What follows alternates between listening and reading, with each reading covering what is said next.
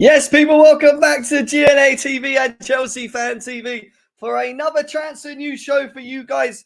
We've got lots to get into as well today, guys. We are going to be talking about the announcement of Tosin today. We've got a video to watch there.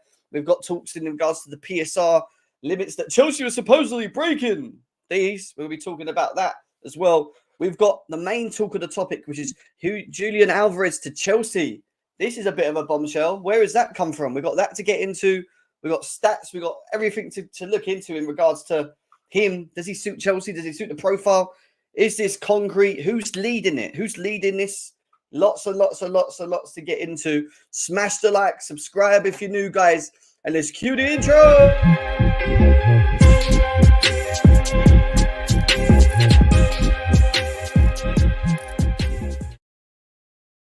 Yes, people, welcome back to GNA TV and Chelsea Fan TV for this end of week transfer news show. So some stuff's starting to heat up. Things are starting to spice up, it seems like, in this market for Chelsea. And we're going to be talking about everything in regards to news around this football club and the recent links in around the potentials of Chelsea putting in a bid for Alvarez. Alvarez from Man City, guys. Lots and lots and lots to get into. How are we all doing in the chat? Hope you're all well. Leo, how are you? Good to see you. Sezugan, welcome. Pink, welcome. Tosin looks promising. Afternoon, Wazza. How are we doing? Good to see you. Pink Sheep. Guys, come and say hello. Come and smash the likes as well. If you ain't smashing the likes, get the likes up, guys. Get the likes up. There's lots and lots and lots for us to get into as well. Is Chalobah way out? We're still waiting to see. We have got one defender in, one that we're going to be talking about very, very shortly. Kelvin, how good to see you as well. Guys, nearly 80 people in the building right now. 100 people in the building. Let's get into it. I want to get into the fit of it. We've still got the panel to join us as well. Get your comments in the chat. Hey, yes, how we doing, Hirobo? Welcome. Hey, welcome back, No, Shalina. How are you? Wazza, what are you saying? You good? What are you saying, Wazza? Afternoon, as always. Good to see you all, guys. Over 100 people here already. Keep hitting the likes. Keep hitting the likes. Get the likes up. We are lots in. Nomadic's in the building as well. What we saying, Nomadic? Good to see you as always, darling. Do you think we might get Alvarez? Well, this is what we're going to talk about. Ed Kid, how are you, bro? Good to see you as well. Good to see you. Good to see you. All right, guys, over 100 people in the building across all platforms. Let's start getting into some of the stuff that we need to get into. And we're going to start with, what are we going to start with? We're going to start with the PSR rules, the PSR mentions from Ormstein. And it was quite interesting because this was referring to the submissions that failed. And we're going to look into it now. The Premier League fails in bid to close loophole, letting clubs use profits from sales of hotels, transfer grounds, and other tangible assets in FFP submissions. Proposal at AGM fell short of 2 out of 3 majority needed votes, 11 out of 20. So that goes to show, people talk about everyone was annoyed with Chelsea. They're selling assets. No, how are they doing that? They shouldn't be able to do that. Oh, they're allowed to do that as a part of the FFP. They are allowed to sell hotels and assets, you know, to make profits. Oh, I didn't know that. What? And you can offset it against the book as well of incomes of what you spend on players, of what you let. Yeah, of course. Oh, and then it goes into a meeting with everyone, and they all sit there, and 2 out of 3 of the majority is what it came to, not 3 out of 3. Which is what they needed. 11 out of 20 people voted for, and it fell on its ass. It fell on its ass. So, you know, it is what it is. We laugh. We find it funny. We're going to look at the stuff. Premier League fails with the attempt. We're going to read it quickly now. All attempts by the Premier League to close a loophole that lets clubs use one-off profits from a sale of hotels, training grounds, or other tangible assets in their financial fair play submissions has failed. Failed. Rivals hold it. The league made the proposal at its annual general meeting in Harrogate, North Yorkshire on Thursday, but only 11 of the 20 clubs backed it. Only 11 of the 20 clubs backed the fact of removing it. 11, even though there's more in terms of the majority, it's just over half of the clubs. That only equivalates to 2 out of 3 votes, which is not enough to overturn it. And that's the problem. Significantly short of the 2/3 majority required for the change in English top flight's profitability and sustaining rules. You are joking. You are joking. I've already got an account, mate.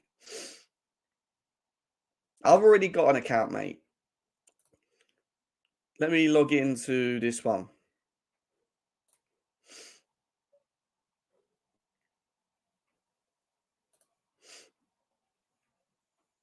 Yeah.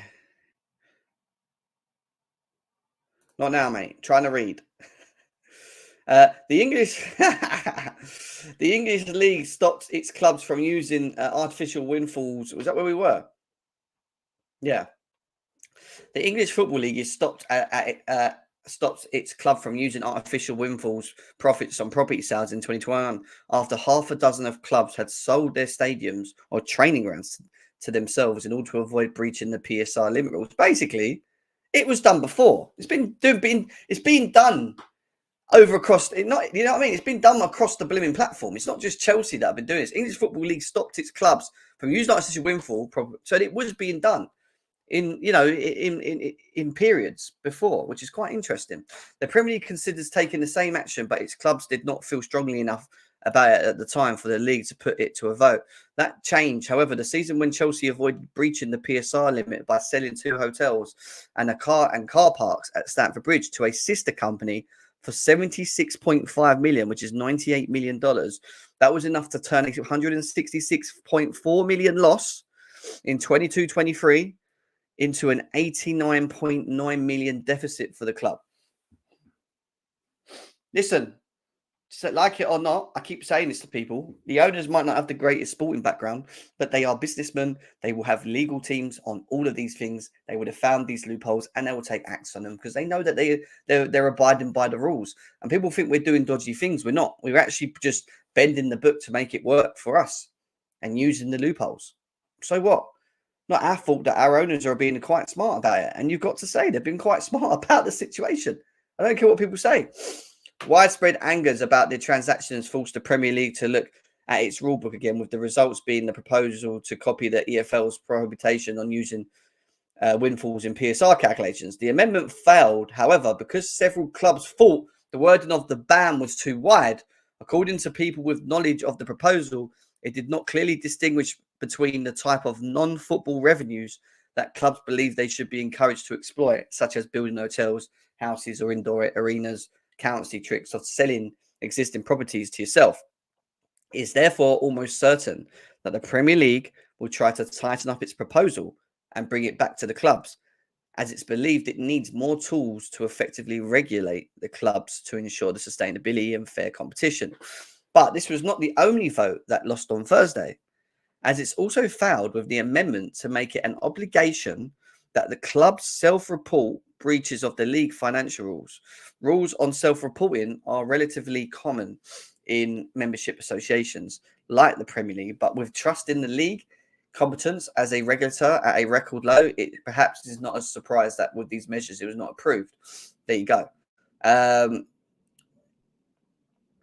Clearly proposed with the recent action taken by Man City on the associated party transaction rules in mind, the league will have to go away and think if this is a rule worth fighting for. Basically, they've got to think about the rules that are laid and if it's worth fighting for the rules and trying to make him a bit strict or not. Because at the moment, clubs ain't pulling to it. That's the bill and end all, cutting it short for you guys, rather than like going into the technical side of it, you know. So, you know, it is what it is. Just spin on it. Big up, Anderson. What you saying? Guys, welcome. Jack, good to see you. We're talking about Alvarez. We're going to talk about Alvarez in a second, guys. Nearly 160 people in the building. Smash the likes, guys. Keep running up. Run up the likes. Let's keep going. Now we're going to move on to these comments that we got from the Athletic in regards to the owners and PSR and Chelsea being within it. So the Athletic have said Chelsea avoid breaching the PSR limits by selling 2 hotels, which we know all that as well. This was enough. Widespread anger about the transactions forced the Premier League to look at the rulebook again, with results being the proposal to copy the EFL's prohibition on using such windfalls. The amendment failed, however, because several clubs thought the wording of the ban was too wide. Well, it just wasn't strict enough. They just couldn't get around it, you know. And then we had the most recent article from Sky Sports, which come out today as well. which goes on to say Chelsea will not need to sell any players this month to comply with the Premier League profitability and sustainability rules, but will need to before next year's deadline. Well, yeah, obviously that's normal. We're talking about the now, not the future. We don't know what we're going to be doing with where we were going to be or what we were done from that period. So none of that's a shock. Sky Sports has previously reported that Chelsea were among some of the Premier League clubs who may need to sell players before the 30th deadline, but Chelsea insists this is not the case. Sky Sports understands Chelsea will need to make sales to keep in line with the PSR for 24-25, and the cut-off for that is next summer. But they are under no pressure to sell this month. So that whole thing of Chelsea, you've got to sell before the 30th of June. Oh no, Gallagher, Chalobah, all of you going to go. We've got to get rid of so many players. We're in trouble. This is what the rivals are saying. How have they spent £1 billion? Surely there's nothing. It's not right. Surely they've broke some rules. Incidentally, of course they haven't followed the PSR rules. They must have massive, high losses that they need to recoup, which fall out of the profitability margins and all this. But guess what? It's not happening, mate. Chelsea, meanwhile, have also confirmed the signing of Tosin from Fulham. Yeah, that's all confirmed. We know that. And that's where we're going to go to next, because enough of this PSR stuff. I want to start talking to you about transfer news and the transfers that we know of right now. And we are going to start, guys, with Tosin. 11 minutes in, hit the likes. If we haven't hit the likes, guys, get the likes up. Run it up. We should be on a lot more likes than what we are right now. So please, if you can, get these likes up. Please, Tosin. He's a blue. There he is, guys. There he is. Tosin is a blue. And you know what? I watched the video, and we're going to watch the video because we're allowed to watch things on YouTube. So we're going to watch the video of Tosin and his introduction to Chelsea. I want people to see this, and then we're going to talk about other bits as well. So let's go. Let's get into it. I'm going to mute myself. She heard the news about Chelsea. She was gassed. She was gassed, yeah. Let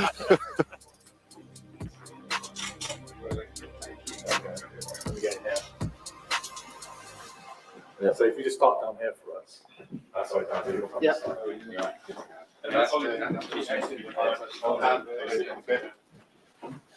Tosin, you give us a quick 1-2 just for the mic. Yep. 1-2. Happy down? Yeah, all good.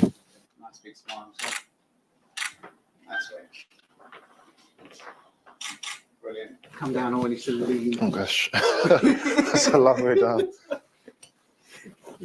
I am a ball-playing, aggressive centre-back that likes to lead the team in a positive manner and win as many games as possible. Would you say you're a bit of a leader out there as well? What do you like in changing room?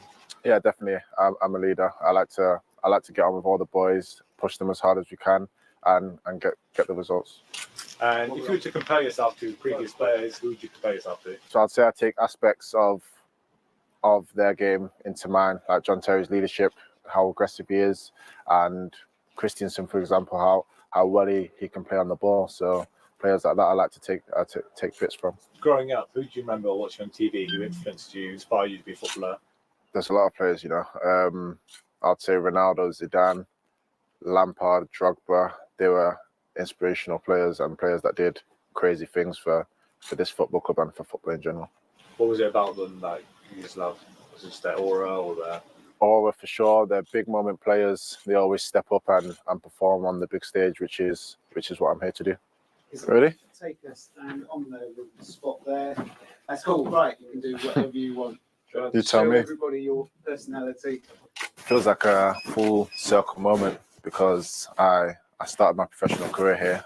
That's where I made my debut, so it's a full circle moment. Were you born in London or Manchester? London. London. 3 miles away from Stamford Bridge. Only 3 miles away? St. Mary's Hospital. Nice.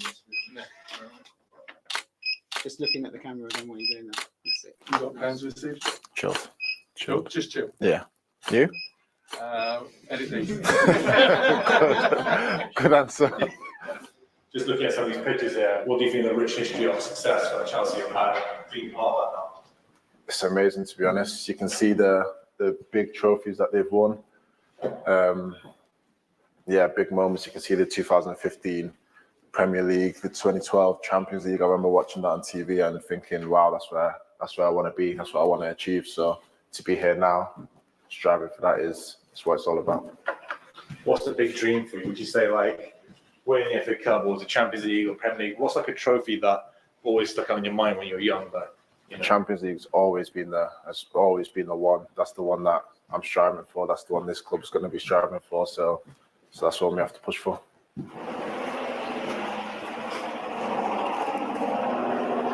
So this is obviously a gym.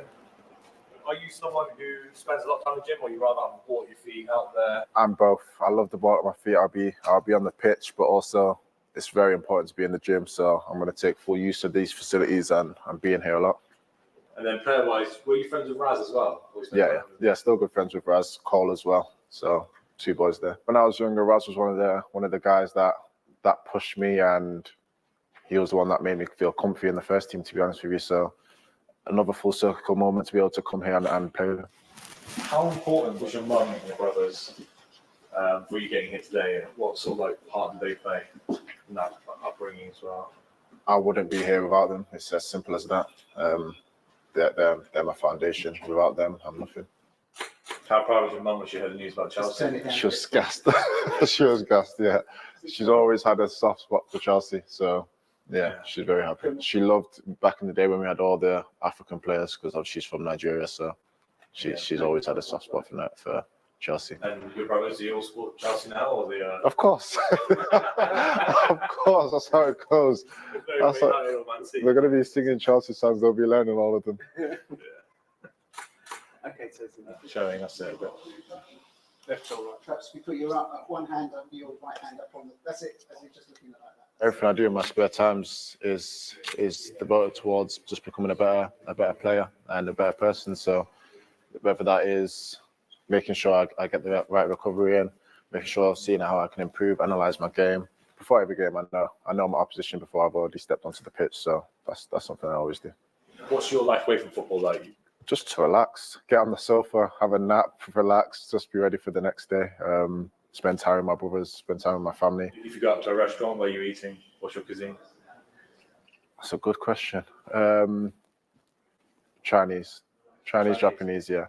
Sesame prawn toast, egg fried rice, then either a black bean beef or a sweet and sour chicken. With the chips. Chinese. No. No. It's not chips. It's never a chips at a Chinese. That doesn't make sense to me. What's it called? Salt and pepper chips. Yeah. Yeah, no, not for me. No, that's good. I like that.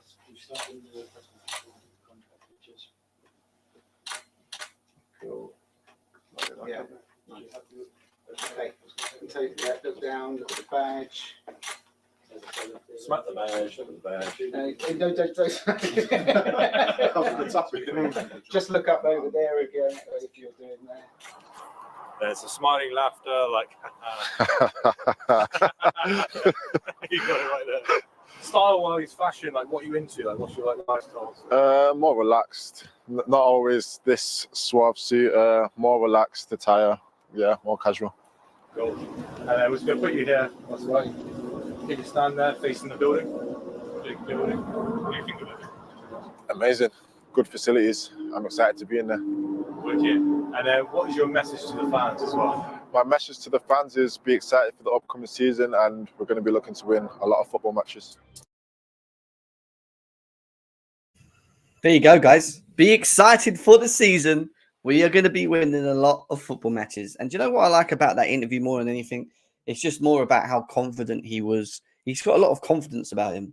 And I do think there's a leader in him. Obviously, and I agree with what Nyack said here. Leadership isn't inherent. It's acquired, people. Yeah, it's true. I agree. I do feel we have to see what type of leadership qualities he is on the pitch. Is he vocal? Is he an organizer? Which I think we're going to need at the back. Something that we really miss at the moment is that person with a voice. I think Fofana may have it, but it's just getting him fit. I think the Sassy, I don't really think the Sassy's, even though he should be, he's more experienced than the rest, you could say, is a massive leader. Badiashile is definitely not a leader for me. Cole will has got the qualities as well. So there's a number of players that could really providing we keep the team fit, could really be leaders in the team. I think we're going to have to wait and see what we have to find. We need a Giroud replacement as well as Alvarez. We should go Duran. This Duran guy, man, I don't know, I don't know. But yeah, welcome to Chelsea FC, Tosin. We look forward to seeing you next year. And the one thing that I banged on about before he even came to the club is I said he's a ball player. He's a defender that likes playing with the ball. I also like the comments about how he said, I know my opponent before I even start. Like, I know them. That's very important. And this is why Premier League experience is key, guys. He's coming in with Premier League experience and he knows his opposition that he's up against, which is good. He doesn't need to adapt to the style of the Premier League. He's going to bring a lot of experience. I actually think he's going to surprise a lot of people. And I think he might even be better around better players. And I'm not saying Fulham are crap. They're not.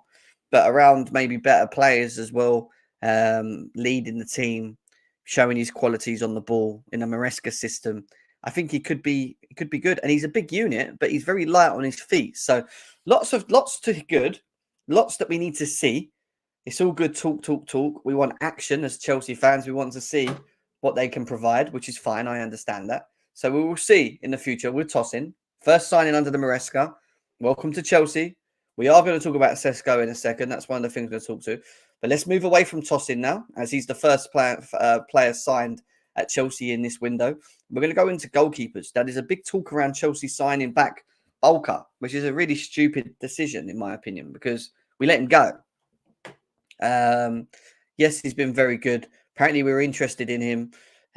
He wants to quadruple his current salary, which is currently €55,000 a month.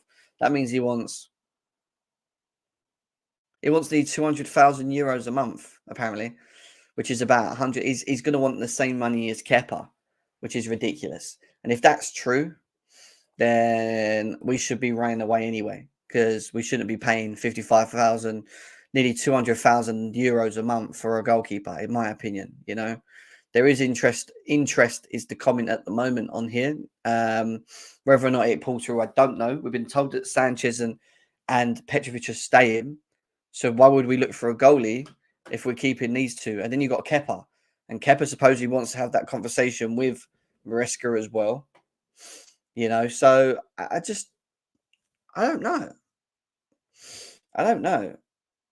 I mean, he went to PSG, Gem, not like we dumped him to. That's true. That is true. But still, 200k is a lot of money, man. 200k euro. If that's true, that's a lot of money euro-wise for a goalkeeper. Didn't we have Courtois when he was around? I think so.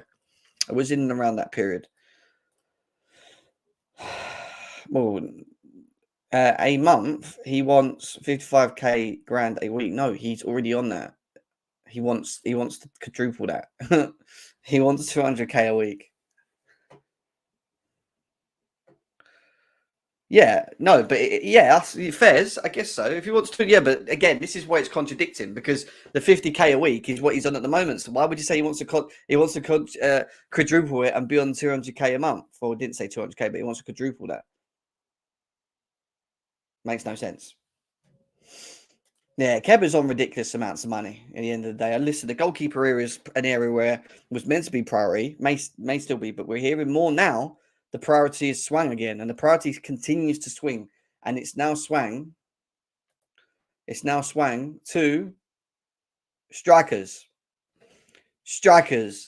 And Graham Bailey today came out and said it is a straight fight between Chelsea and Arsenal for Benjamin Sesko's signature. Now, in recent news, we've heard from Fabrizio Romano specifically that Sesko still hasn't made a decision. He's had a very lucrative offer from Leipzig already, but he's also had interest from Manchester United, Arsenal, and Chelsea.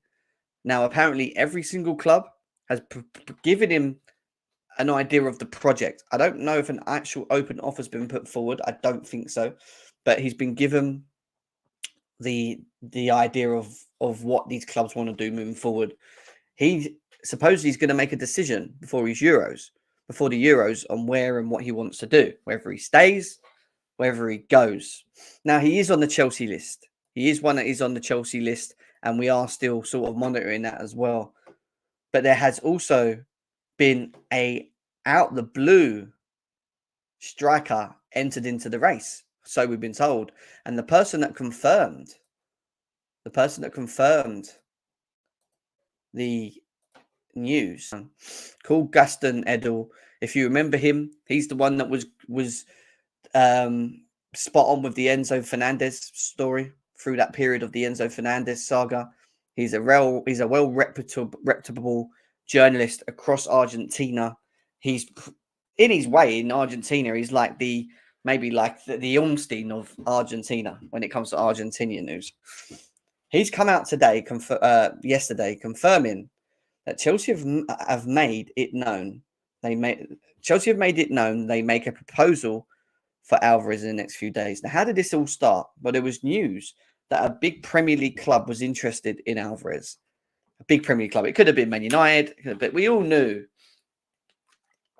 that it was probably going to mostly be us. And shock, be told, it is us. Now, how do you feel? I don't want us to chat this. How do you guys feel on the back of Alvarez being an option for this club? I want to know really deeply, does he suit the profile? Does he score enough goals? Do you think he's going to suit the style of play? I want to know what people are saying. Sesko's choosing Arsenal is what we've got here. Alvarez is overrated is what Happy Human is saying.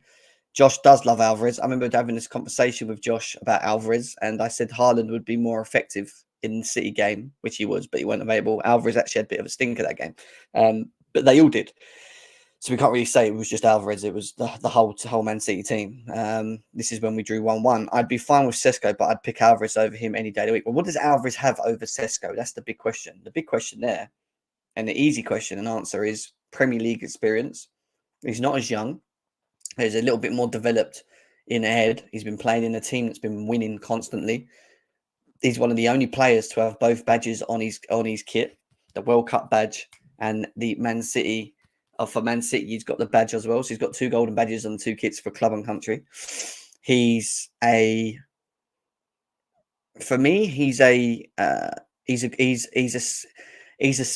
space looker. Like he creates space for people.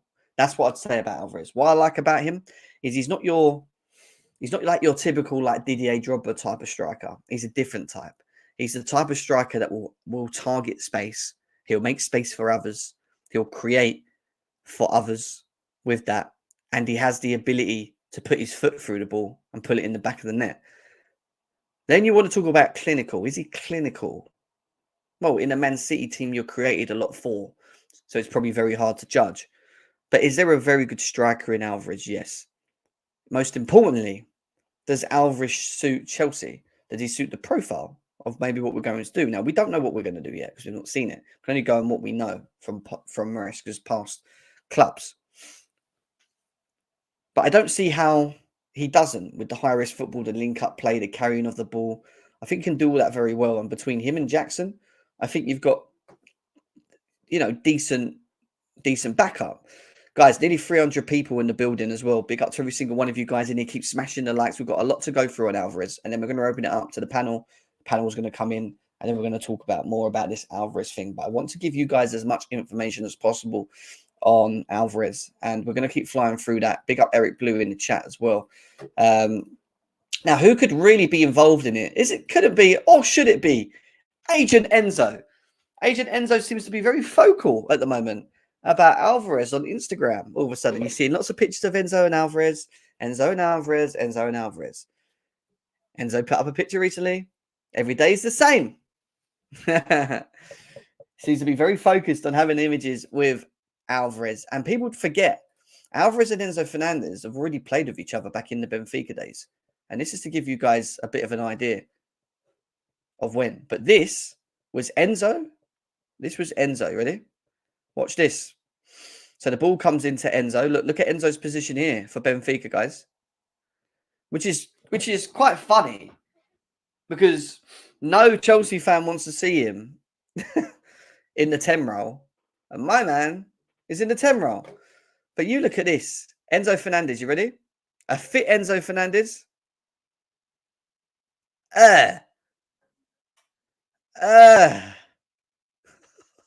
And it goes through his legs as well. Goes through the guy's legs. And look who receives it. Alvarez. This is Alvarez up front for River Plate. Sorry. Is it River Plate at the time? Not at Benfica, River Plate. This is Alvarez up front. And this is Alvarez. This right here is Alvarez. Enzo's running in behind, trying to support. Looks a little bit quicker there, I'm not going to lie. And then Bosch. Bosch, guys. Now that is a typical Alvarez finish. That right there. And that is what I like about him. If you look what I said about his movement as well. So that ball's coming, right? Look at how he attacks space all the time. Look, he's already making the run before he already knows Enzo's going to fight. And this is a big key for me. Chemistry. Having the understanding of who's going to make runs here and where.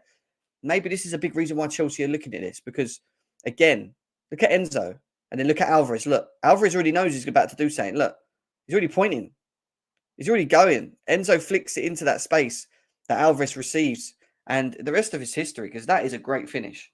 That is a great finish. So, you know, there's that. Is that chemistry there? River Plate. Yeah, sorry. Yeah, I did say that.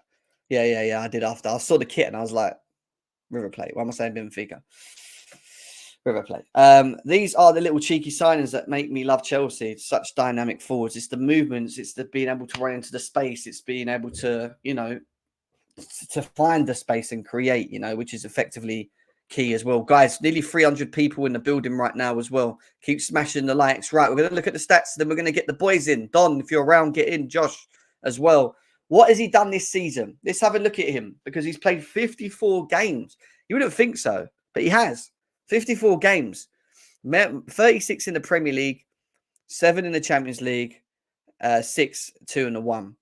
Now, how many goals has he scored? Well, he scored 19 goals across all competitions, 11 in the Premier League, 5 in the Champions League, 1 and 2 in the Club World Cup. He's had 9 assists, and this is the big thing as well about his game. Not only does he score goals, but he scores and he assists. He has the ability to be able to assist as well. That's 9 assists created, which means if he's making runs and he's the focal point, he will also look to find passes into runners. So he will create the space, which will allow Palmer and Nkunku to run into space. And he also has the eye to make the right pass or find the pass, which is a very big thing of being able to play as a striker, especially at Chelsea, because yes, we want someone to be clinical and we want someone to score goals, and that's important. But he will create as well. He will give options to create, and the assist levels are pretty good. It's not bad. And then if you look at him, let's go back to 22-23. Let's have a look at 20. I just want to just get an idea. I mean, you can't even knock him for what he's won. Look, he's winning. He's just won it all, mate. Oh, he won it all. He's won it all. So this is his numbers before that.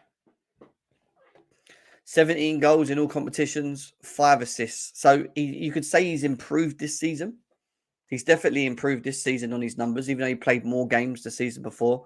I don't know too much into why. Maybe that's because that was the season Haaland come in and he was playing every single game pretty much. But he still maybe came on, you know, at half time and things like that. So let's go to the 21-22 season. In the 21-22 season, he was playing in the Copa de la Liga, all this stuff. So this must be what? River Plate, I'm assuming, right? 8 goals, 2 assists. So what you could say for now is that his goal tally and development and where he's going is improving. You can see there's an improvement in his game. You can also see from an injury side of things, availability, being available, guys. Look at this guy. That's his injury list, by the way. This is man's injury list. He missed 1 game for River Plate. 1 game for River Plate because he was ill. 1 game. And since that, availability, no problem. Doesn't get injured. Doesn't play out games. Plays a lot of football in and out, especially for Man City. And look at that record. Refresh the page.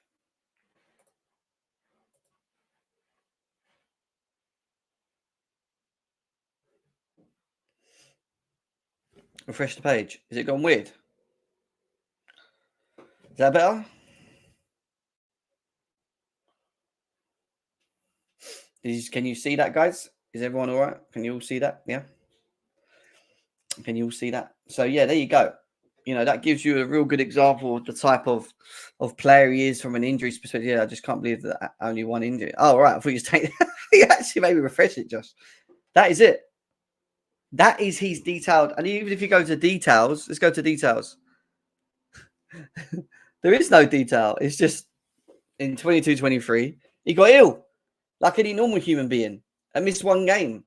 And that's it. His professional career is evolved around one injury. And he will play more games for Chelsea. You know, between him and Jackson, there could be rotation. But I don't see it because this guy, you know, unless this guy's fatigued, he's probably going to start. If you know, we're being told that it's going to be around 80 odd million for Alvarez. Now, is that a lot of money? Is that a lot of money for Alvarez? I want to ask you guys in the chat. Because for me, when you look at the quality of play you're bringing in, the Premier League experience, the being able to run into space to create for others, what he would do, which I would say is more of a system-based player. I think he's more of a system-based individual, which I think is good. But he also has the cleanness to strike a ball when he wants to and can finish better than Jackson. That's for sure. We can confirm that. You know, it's a very good. You know, you got to look at it being a very good option. His injury list is good.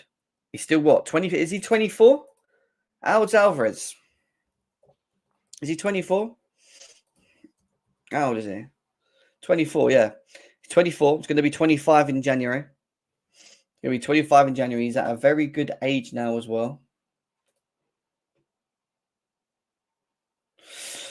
Why are we asking? Who's asking this? Someone in the chat. What's the difference between Alvarez and Sesko? Alvarez is better and has more experience. Sesko just played well. So this is it.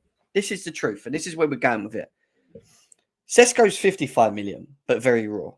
But you can see this potential. Alvarez is a little bit older. Yeah, on his way through his development. Played Premier League. Scores goals. Assists as well. Brings you availability, which means he doesn't get injured much. Yeah, he's 24 now. He's 24. So it depends what you want, really. Do you want someone that's you need to develop? And I do think, do you know what? I think Alvarez, I don't think we've seen the best of Alvarez yet. Because he hasn't played, even though we've seen a very good Alvarez at Man City, and Alvarez that's playing consistently and being developed. Because I still think there is there's room to develop him. And I think that does forward in regards to maybe scoring more goals. But that comes with playing more games. So there might be room for development still in him as well. So, Jackson, not Sesko. So, yeah, it's definitely an interesting one. We've got a little thread to go through, and then I'm going to put this out to the panel. So I want to get the panel in. We're going to be sticking on Alvarez. I want to get everyone's thoughts and opinions in the chat on it as well. But I've got this thread that, yes, Blue Lounge, what are you saying? How are you, bro? While I'm working, can't go wrong with that. Hey, come on, bro. Good to see you. You want Alvarez. Not going to lie. If we pull this off, I'm expecting us to challenge next season. We won't win but man, this kid. Listen, the one thing I will say is they won't. Man City don't want to sell him. This ain't a guy that they just want to lose again, a bit like Cole Palmer. It's not the case. It's not the case that they're going to want. They want to keep Alvarez. They made it very clear. But Alvarez has came to Pep at the end of the season and said, I want more game time. I want to play. And he's not playing enough there. With Haaland's fit, he plays. If De Bruyne's fit, he plays. The only way they've managed to fit him in with recent is playing him in sort of like a 10 role. But with De Bruyne, where he sort of sits in the pockets, which gives you an option, by the way. Because if you didn't even play him as a striker, you could still play Jackson up there for versatility, having Kunku on the left, Alvarez in the middle, Palmer on the right, if we don't get Elise. Just saying, if we don't get Elise, Palmer on the right, Alvarez in the middle, and Kunku on the left, Jackson up front. And Enzo will join that mix. He can mix it. Do you know what I mean? He has the ability to do that. But you want him really up front, running into the pockets, being the last man and scoring the goals. You know? Alvarez wants to play. He does. Pep will keep a player that wants to leave. Won't keep a player. Will never keep a player who wants to leave. Yes, it's true. That's true. He doesn't really hold them against their sort of will. Right. Let's go through this thread. Currently, I lean towards Sesko, this guy says. And this is why I want to talk about this thread. Due to his aerial dominance and his striker's instincts. So is he basically saying that he feels Sesko's a better striker? I think he's got better attributes, like specific better attributes than Alvarez. It's better in the air, but that's for sure. Can he hit a ball cleaner? Why does he think he's got striker's instincts? Because I still think he's very raw. I think he scores a array of different goals, but I still think he's very raw. Sesko's ability to win aerial duels and his natural goal-scoring instincts provide a unique advantage in certain game scenarios. Now, Alvarez, while lacking aerial prowess, compensates with sharp striker instincts. That's the key. The know to run in, but also the know to finish, to have the ability to find space. And remember what I said to you earlier on about him? His ability to find space in the box and convert chances could potentially offer an upgrade to Jackson. Yes, because the one thing that Jackson lacks is awareness to where he runs. I've always said that. All of last season, go and check it. All of last season, I've said that. It's the way Jackson sometimes doesn't have that striker's knowledge in game to know where to drag players, defenders, to create space for others, even if it isn't him scoring. It's important. However, both strikers are not proven yet consistent finishers. No. And the one thing I would say is he ain't consistent and he ain't clinical. He ain't clinical. In 23-24, minus 2.5, 1.8 to 4.2, I don't know what any of that means to me, but yeah. So Alvarez offers flexibility, and that's the big thing. Versatility and flexibility is the key with Alvarez. A key asset in any team's arsenal. His versatility to play multiple attacking roles allows for tactical adjustments during match and provides depth to squad. Now, that is really key based on the coach that you have at the time. Because if you're going to play in a way where you've got a manager that's tactically flexible, he's very intricate about the movements, the positions. Alvarez is perfect for this, Enzo Maresca, by the way. I think Alvarez is perfect for Enzo Maresca in what he wants to do. Not only do they know each other, and I think this is why Alvarez to Chelsea's heating up a little bit, because you've got Joe Shields, who I think is leading this. And I'll be quite honest here, I think Joe Shields is more involved in this than we know. I actually think he's probably got a bit of an upgrade on his job based on the decision-making of players coming in and the rights. I think Joe Shields is definitely involved in this based on his Cole Palmer. I think Cole Palmer's probably is the printout of Joe Shields. And I think the owners have looked at that and realised that. Lavia we've not seen yet. You know, Tosin has definitely got Joe Shields written over it. And Maresca, because Maresca knows Tosin as well. And the same with Alvarez. So there's that sort of blueprint, you know. And he does. And this is the thing that he does very well. He kind of like finds a way to fit in pockets. And remember I said to you, if he doesn't play as a striker or if he plays as like a assist striker, he will always play in between the pockets. He knows where to position himself and he doesn't have to be the main focal point. You know, he's got that sort of eye to know what to do. Oh. Here is a full article I wrote earlier in the season in case you're interested. Well, I ain't going to go into the full article, but this will give you a meaning of it. Analysis reveals Alvarez's proficiency in a SS/cam role with City's 3-2-5 formation. In this position, he demonstrates the ability to link midfield and attack effectively, contributing both creatively and in front of goal. And look, he can be the screw in the middle. So 3 at the back, your wingers holding out wide, a focal, someone up front, occupying the defenders. Alvarez, he can come here, receive. He can go here, receive. He is a floater. He literally is just a floater. But he also has that sort of creativity in him and that finisher in front of goal that we don't have. But how would Alvarez's skills integrate at Chelsea? Considering our current lineup and tactics, it's essential to evaluate how his strengths could be complement our style of play and existing personnel. Well, I think Eze just popped up. So what happened there? I think leveraging. Why does he keep doing that? That's it. I think leveraging Alvarez's versatility to optimize Nkunku's performance, possibly benefiting Jackson too, is a huge upside. By utilizing Alvarez in a similar SS/cam role, he can maximize Nkunku's playmaking and finishing competencies. We know Nkunku can finish. He's a killer. You don't even have to explain that. Born killer in front of goal. He has players around him that attract space and he can link up play with and find himself in them right positions ahead of everyone, which he probably will next season. Don't be shocked if Nkunku's like the furthest man up the pitch when we're attacking. He will score, but you need to have people around him to be able to do that. So an occupier people.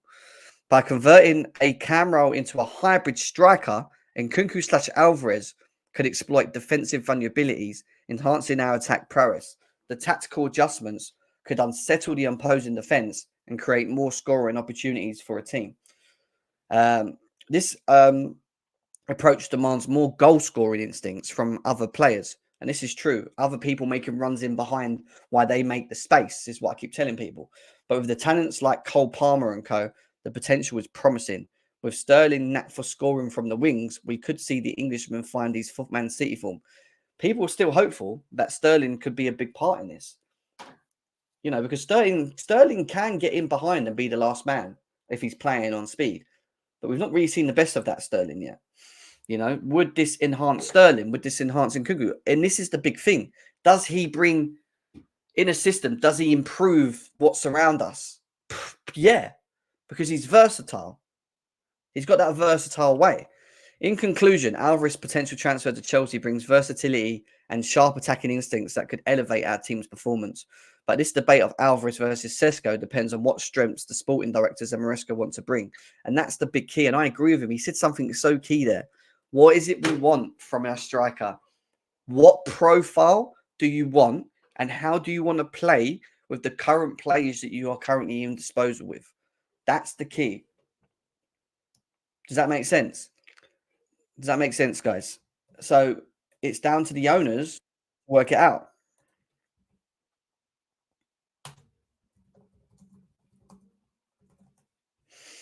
The link's in the WhatsApp group. If Don's here, Couch, if you're here, click there. I need to quickly send this to Josh as well. Let's get Josh in here.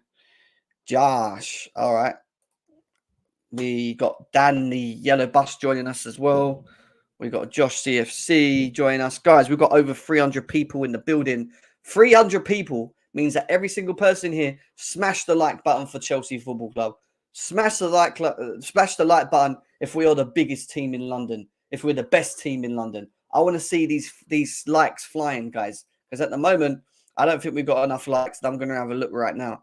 We have got 59 on Chelsea fans. Why is that not 100, guys?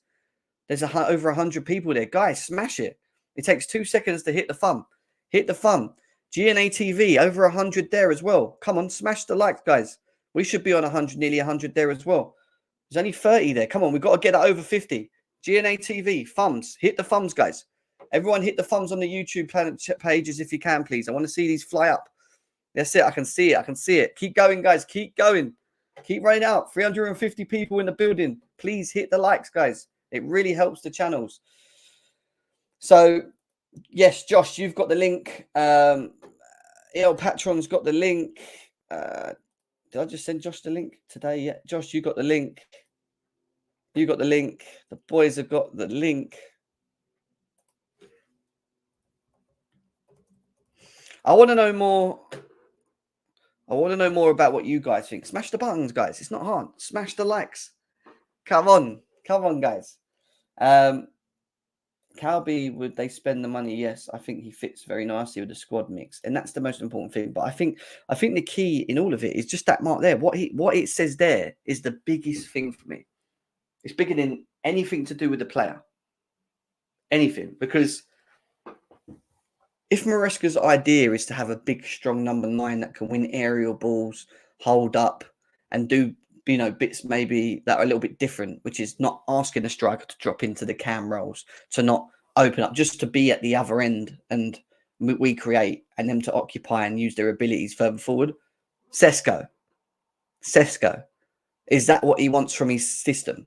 But if the system idea is to have rotation for other attackers in the team to be able to exploit spaces, for Alvarez to also be on the end of things to create for him to create, which he can because he has that ability to have that versatility to go into a cam and then straight into a second striker. Nkunku running in behind Palmer, Jackson maybe playing as a leader line, and Nkunku off the like. Having the variation is Alvarez. If you want variation in systems and ideas, Alvarez. If you want someone that's just strictly going to be a number 9 and occupy, and bring their qualities on holding ball, linking, and then getting in the box and creating space and putting the ball in the back of the net, Sesko. That's what it is. That strictly is what it is. You know, they're two different players for me. Massively two different players. What is it that we want? Alvarez and Elise, 140 million. Can you imagine Elise with Alvarez and Palmer and Nkunku? Jesus. Sesko would have been good for Poch. Alvarez, Palmer, Elise, and Nkunku. That's scary. But then what about Jackson, guys? And if we remember, we've still got to be developing Jackson. What's going on? What's going on? Josh, you've got the link, by the way, bro. I don't know if you want to come in. If you're not busy, you got the link. If you want to come in, let me know. Calby, yes, fluid.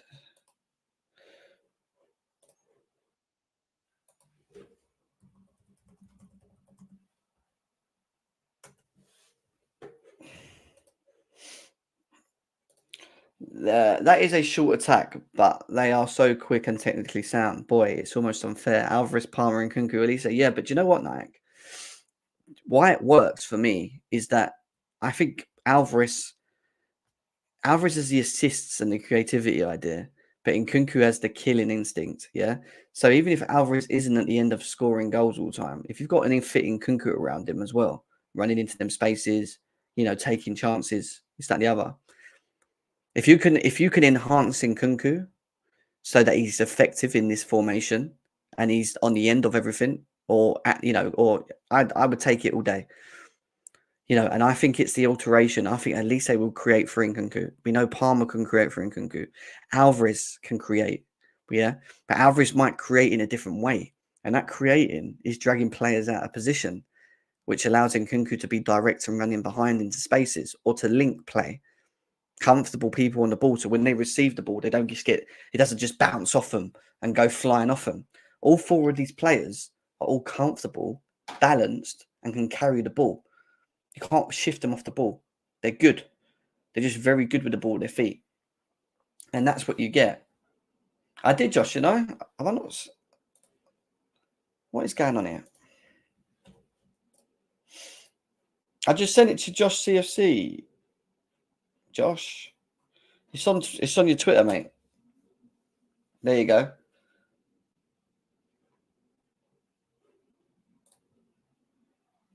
I thought I sent it, bro. Sorry. I thought I sent it. So, it's a good mix. It is a good mix. It is a good mix. Nico will get minutes with us playing in all comps. Yeah, Nico, look, this isn't to get rid of Nicholas Jackson, by the way. Nicholas Jackson still can develop and fit in this also with Alvarez. It might be the case that Nkunku can't play every game. You got Jackson that can play as a main striker, or he can play off the left and just invert forward in behind. And Alvarez can run off Jackson into the spaces, as of what Nkunku would have done in that sort of role. There's more variation to what we do, but with Elise in there as well. And now listen, if we don't get Elise and we just got Alvarez, it would still be effective, because you could play Palmer on the right, Nkunku on the left, Alvarez in the 10 pocket, and Jackson up front. It could still be variated. This is what I'm saying. It brings a lot of versatility, a lot of options, a lot of ideas, but they're 2 different strikers. And the biggest key in all of it, forgetting what we want the best, obviously, is the manager. This is how I'm going to play and set up. This is what we were going to do. This is the specific type of striker or second striker that I need in a team to be able to do. And if it's variation, if it's different types in game, if it's being able to drop in, carry balls, link up, but also contribute to goals and create? Alvarez.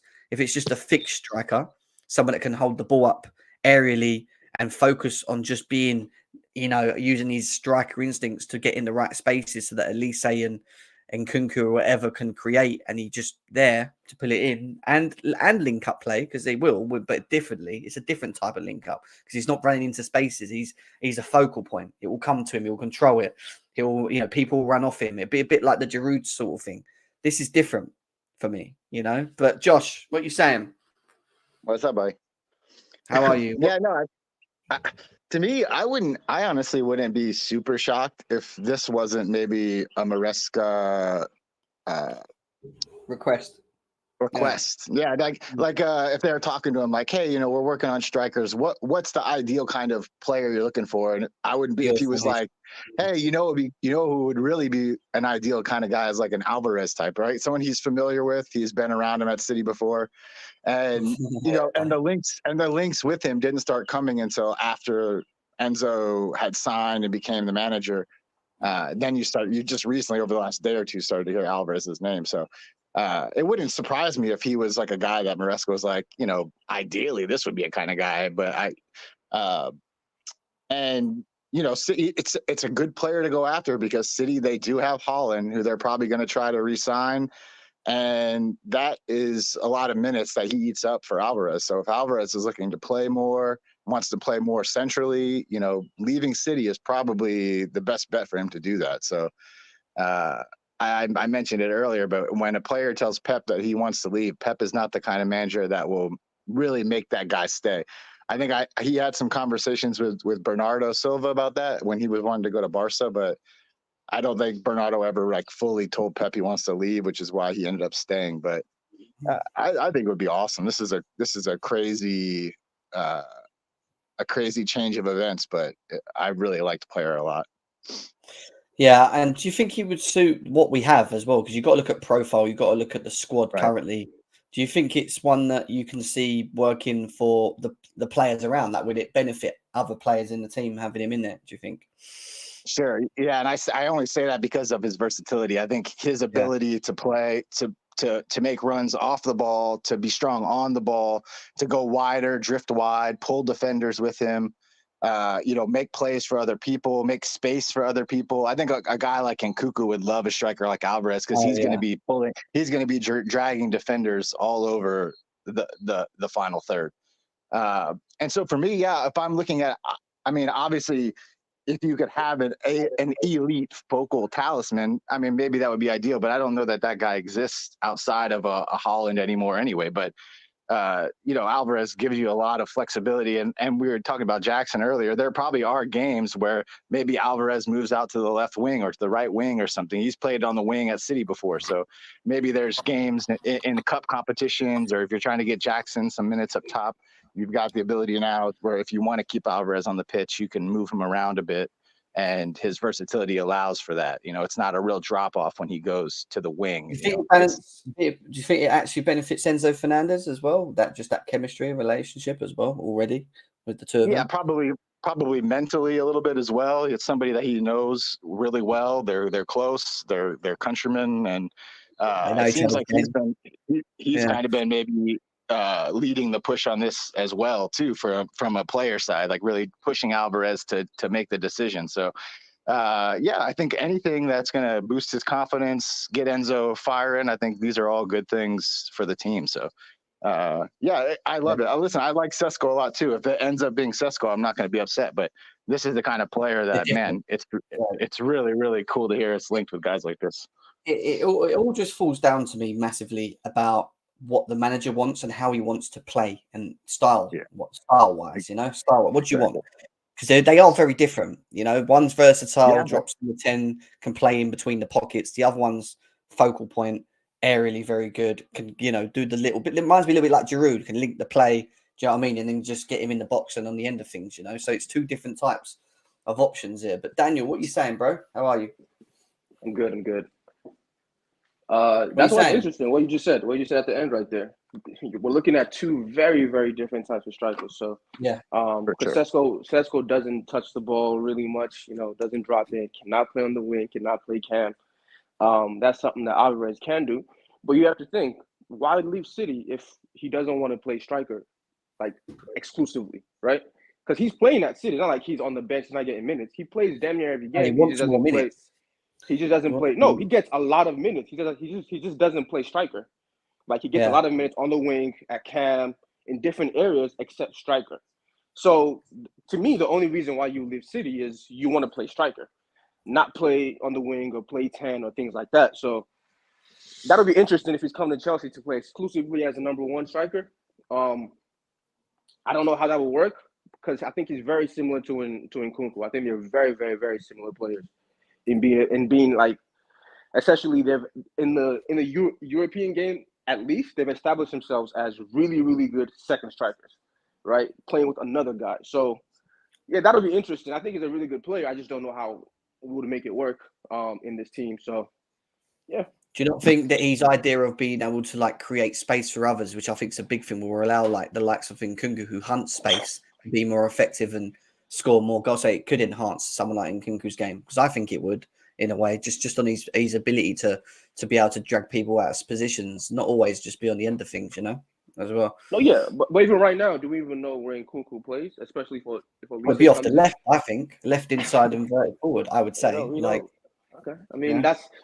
Yeah, but we don't know that yet, though, right? No, we don't. I don't know where he plays. I don't know if he plays striker. And again, when you talk about Julian Alvarez, what he does in creating space and creating assists and doing all those things, he's doing it from the second striker role, right? He was never the striker for City where he got those nine assists, right? So I don't know how that movement looks when you are the focal point, where every focus is on you, right? So it's a little bit different. Expecting him to create like he's creating when he was playing number 10 essentially. Then now he'll be the main striker. So you might lose some of his creativity and get more goals, right? Like he might score 20 goals this year, but like lose some of his. I hear what you're saying. Which I'm fine with. I don't mind that. You know what I mean? Like, but I think his creativity might look different because he's not playing number 10 anymore. Right. Yeah, Dan. But maybe that's where the other guys around him pick up the creativity aspect of the game, right? So you got Palmer's, your Elise's, your Nkunku. These guys are also extremely creative as well. So, like maybe his assist numbers go to like maybe 5 or 6, but the goals go from 14 to 20 or something. Yeah. Like I would be totally fine if that's what his numbers look like for us as opposed to at City.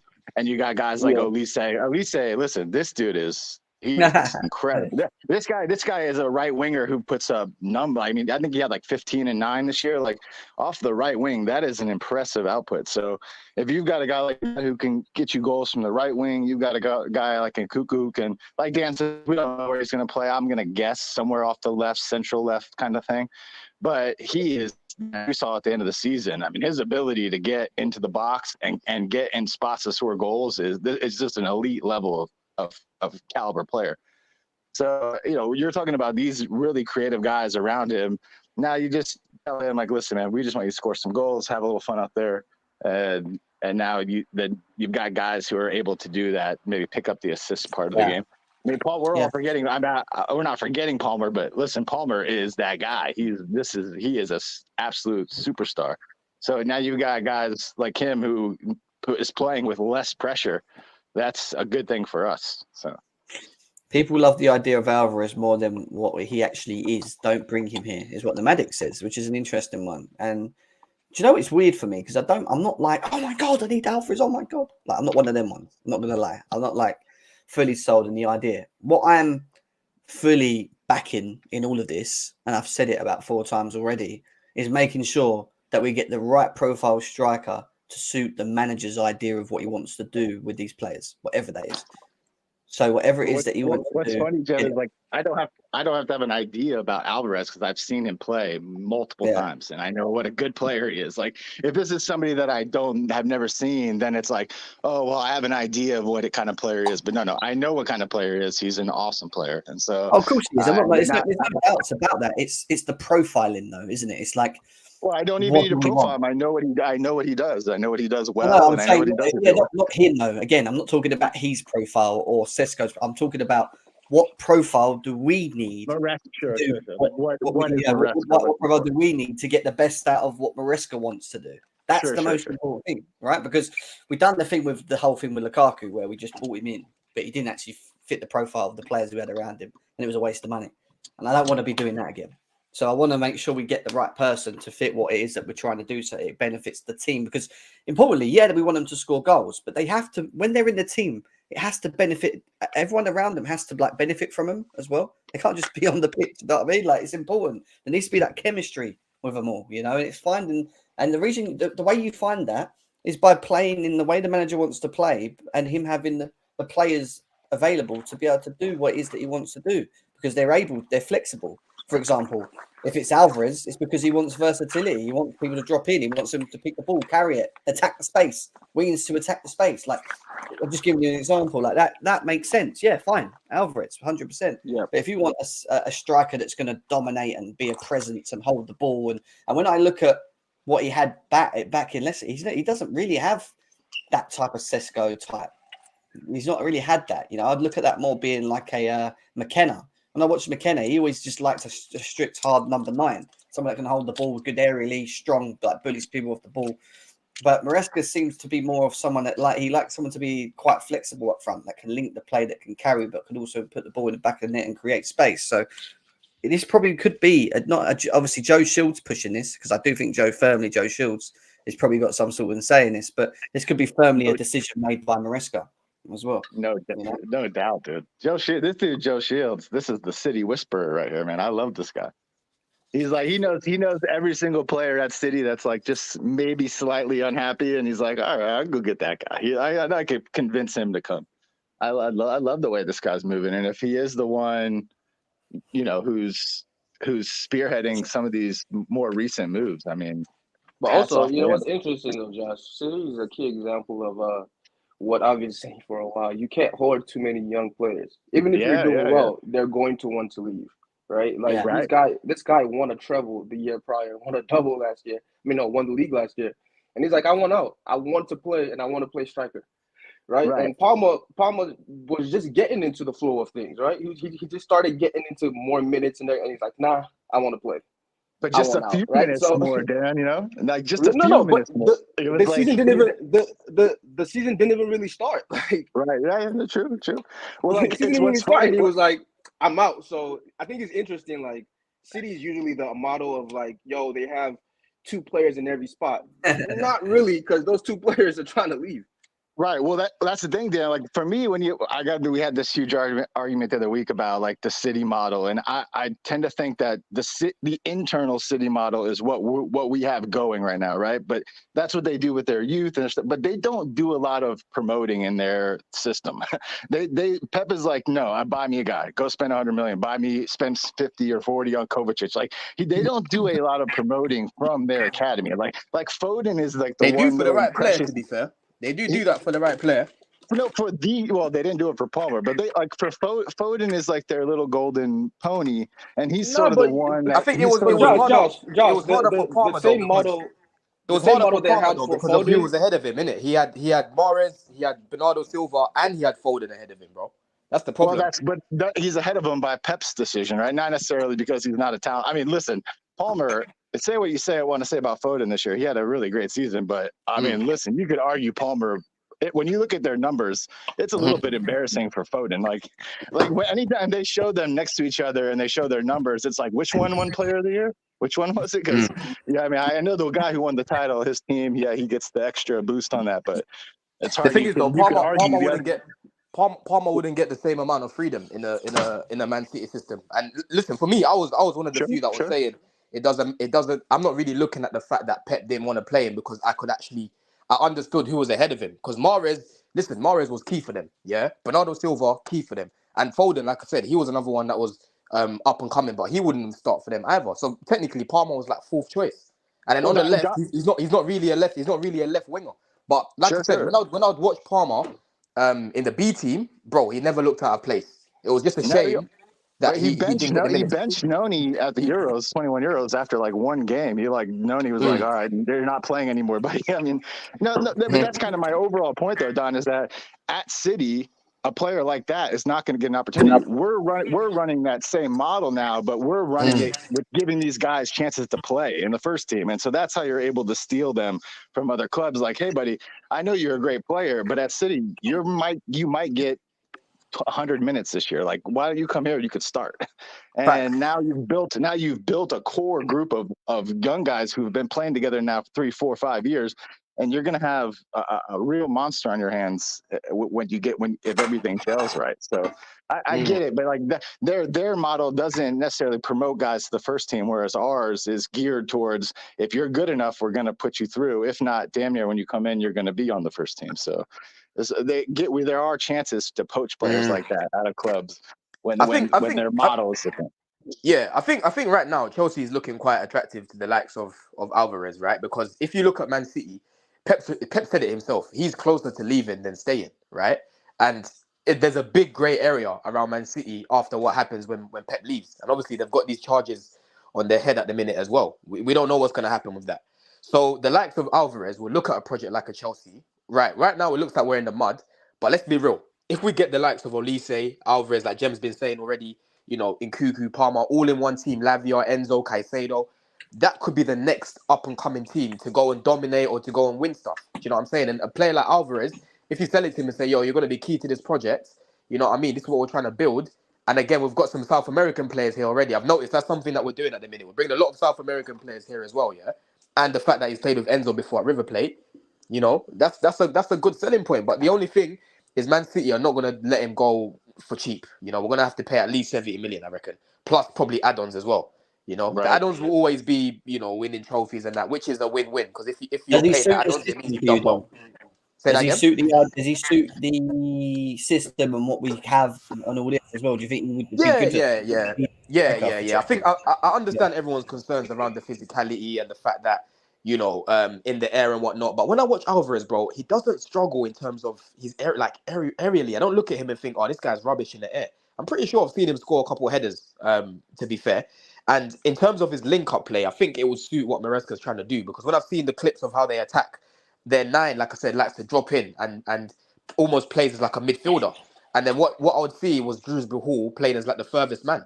So I can imagine an Alvarez dropping in to like the midfield, and then you've got like a Palmer running off of him, or an Nkuku running off of him. And now you're rotating. Remember I said in the group chat, he gives us a different dynamic because he allows us to rotate. Whereas with Sesko, I think he's more of a target man, if that makes sense. I don't really look at Alvarez as like a target man. I see him more as like a rotational player, which is quite good because I don't want us to just be dependent on the striker to be scoring the goals and whatnot. Anyway, I want everything. I want the goals and the assists to be coming all over the place. Do you know what I'm saying? If Alvarez is bagging at least 15 goals in the league, you've got Olise bagging more than 10 goals, Palmer bagging again, I think he'll bag more than 15 as well, and Nkuku bagging more than 10, 15 goals.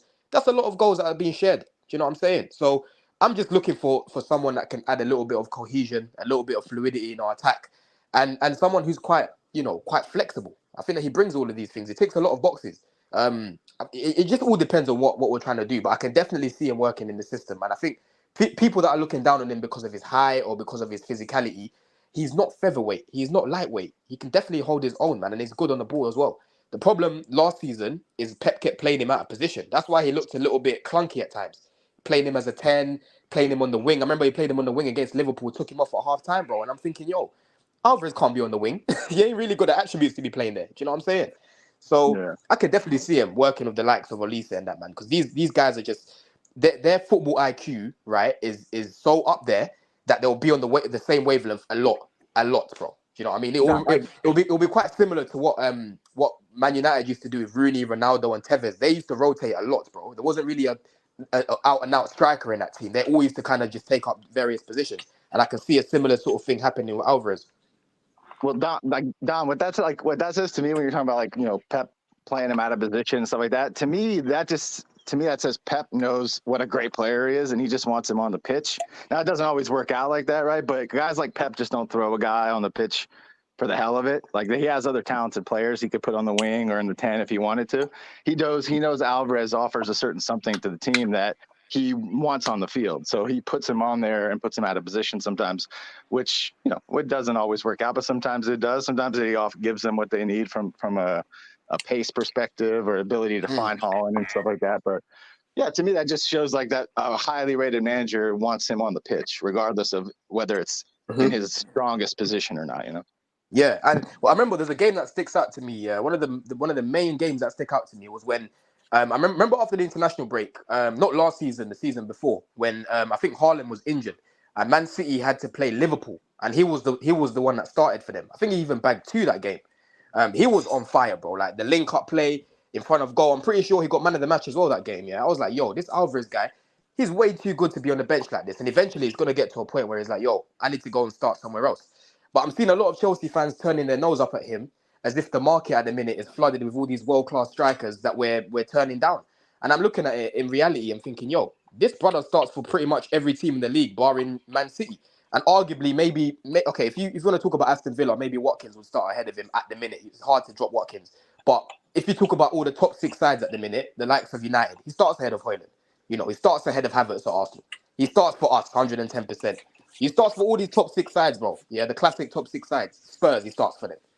So I think he'll be a good signing. And when opportunities like this come in the market, they might not have been in the plan. But if he fits the profile, like I said, which I think he does, yeah, and would suit what we're trying to do, I think it's a no-brainer, bro. I think it's a no-brainer. And it's good in front of goal as well. That's another thing. Bro, imagine if we had Alvarez against Liverpool or Man City. We don't lose those games at Wembley. We really don't. Those chances that we got. Don, this is when you talk about the market. This is something I think that, of course, fans will never give credit for, but this is something that I think the ownership group and the board and the directors, these guys made that market. Trust me, City Alvarez is not on the market from City. Chelsea are doing a lot of work in the background to make him on the market. They're working with his agents. They're working with him. The players are talking to him. They want this guy at the club. So all they need him to do is tell City, hey, I'd like to go.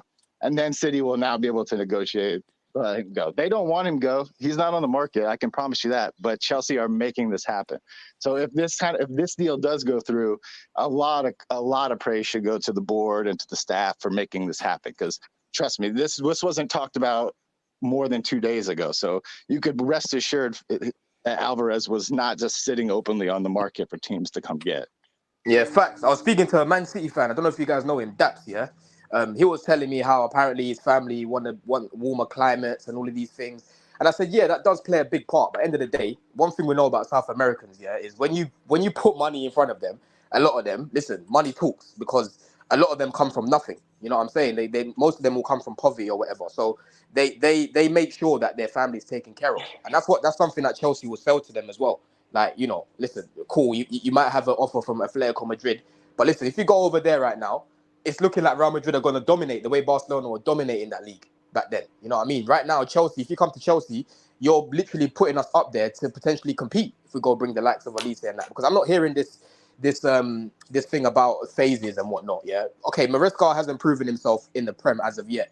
But on paper, if you've got these sort of players like an Alvarez, he's a step in the right direction to start challenging, because he's already got that Premier League experience. He's been around winners. He's won the treble, bruv. He's won everything pretty much. And how old is he? 22, 23?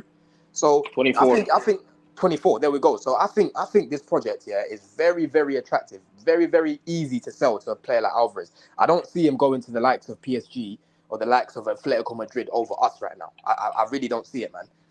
And listen, this is all perspective, right? But for me, I don't think he's looking at Chelsea as like, oh, this is the project, all that. He just really wants to play striker. Like last year, he started 31 games. So when people say he's not getting minutes, no, he's playing a lot. Like he started 31 of their games, played 38, like damn near all the fucking games, right? So he's getting minutes. He just doesn't want to play. So the other attributes that we think he has, he can play on the wing, he can play cam, he can play this. He don't want to do that. Otherwise, he'll stay at City because he's playing a lot, right? So that's the interesting part of how we work with the other guys like Jackson. What happens with Jackson? Maybe Jackson shift to the wing. What happens with Nkunku in that sense? So it's going to be interesting to see how we fit everybody, all in one. I think getting talent is always good. I don't mind getting talent. He's a very talented player. So bring him in. You know what I mean? So, but I think it still raises more questions than it gives us answers. Yeah, AJ, what's your thoughts? I mean, the one thing I would say about this video is there's just a lot of variation in his game. The finishing, the left and right, the passing, the creating, the running in behind. What I like about him the most for me, the big thing for me with him is he's comfortable in front of goal. Like he's got that ability to do stuff like that. But he's also he just runs into space so well. He knows where to find space, you know. Jem, he And that's doesn't really good. hesitate. He doesn't hesitate in front Yeah. of goal. Like He plays this, bro. very fast. This is why I'm not turning my nose up at him, because I've got PTSD and I can visualize literally 90% of the chances that the likes of Jackson were missing last season. Yeah, and I can think of Alvarez in those exact same positions. Because don't get twisted, people. We will continue to create chances. We've got too many technical players to not be creating the chances that we were. And one thing Right, that I bro. like about Cole Palmer is he creates clear-cut chances. I don't know if you lot have seen that video, 4.5 minutes, the compilation. Yeah, it's not just of Cole Palmer, but it's of our missed chances. 4 minutes Yeah. of that video is Cole Palmer just creating some crazy chances that I'm looking at and thinking, bruv, anyone that's half decent in front of goal is gonna bury them. Do you know what I'm saying? Oh, And that's where I'm God. looking at Alvarez and saying, yo, if he's getting those sort of chances that Jackson's getting, he is not missing them, bro. People will say, Oh, yeah, but he missed some chances last season, bro. If you go watch Watkins, Haaland every single week, yeah, these men miss some howlers at times as well. All strikers do it, but keep creating for these guys, and they will bag. They will bag. That's the main thing. We need someone that can actually finish. That's another thing that people are forgetting. Yes, he might not be the physical guy, but at least he can take his chances, bro, and he can link up well. Well, Dodd, like, listen, I like Jackson. Jackson. I like Jackson a lot. I thought his season was up and down, but I thought overall I liked what I saw of him going forward. Like, I think there's a lot to build on there with him. He left a very generous 10 goals out there on the pitch this year, if I'm being honest, that he could have easily made. I mean, and I'm not talking about like tough goals. I'm talking like he left an easy 10 makeable goals. But Josh, he could have scored. He could have scored at least 5 against Spurs. Put it that way. Sure. He could have scored at least 5 against Spurs, but we played them away. And I think he'll learn from that and grow, and that's good. That's all good stuff too. But if you're telling me I can upgrade, or if now I have him playing with some competition, he had no competition this year at all. Don't get it twisted. We had no second striker at all. David Washington was our bench striker for 90% of the year, so he had no competition at that position. So bringing in somebody to push him, push each other is absolutely has to happen. So it'd be great. Dan's right. We don't know if this is going to happen. I would love it to happen, but to me, the greatest thing would be to get Alvarez, and then in a year, Haaland decides he's leaving, which he will do, and now City have no striker. So that would be incredible.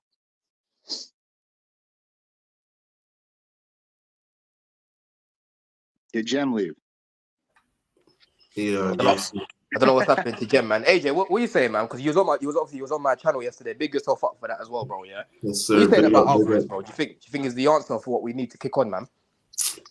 Like I said on your channel yesterday, this guy, he's clearly levels above Jackson. He's levels above all of our strikers. You know, the IQ is insane. The finishing is insane. The movement is great. You know, he's used to being in a winning team, top team, so that he brings that as well.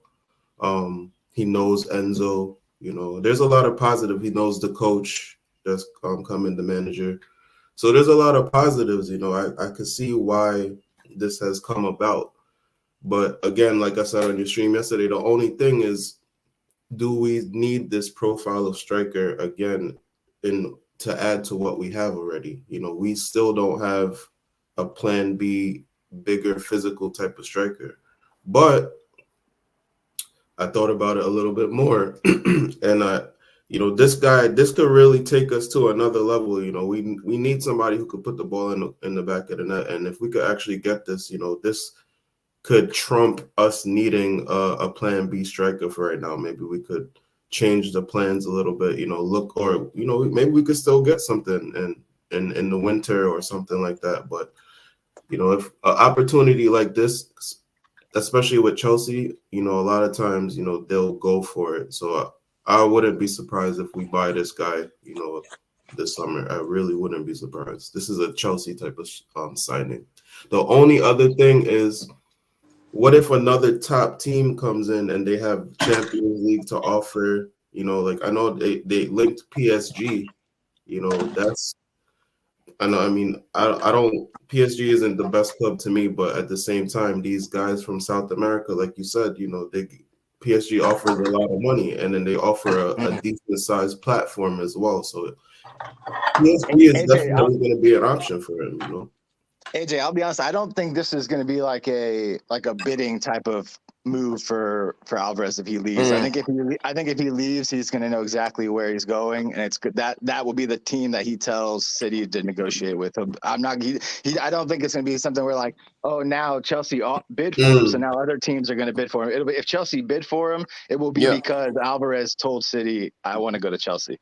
I don't think this is going to be a thing where like now PSG are in and Liverpool throw a bid. Like, no, it doesn't feel like that kind of transfer to me. It feels more of like a business transaction. Like, I'm going to Chelsea, deal with Chelsea, and then Frazier, it might cost 80 million, but I don't care. You guys already have limitless money. I don't care about giving you an extra 80 mil. You can use it for your legal fees. But that's us he'll be chatting to Enzo right now as well. They're together right now, and they're 100%. like you said, they played together all day, Don. You're right.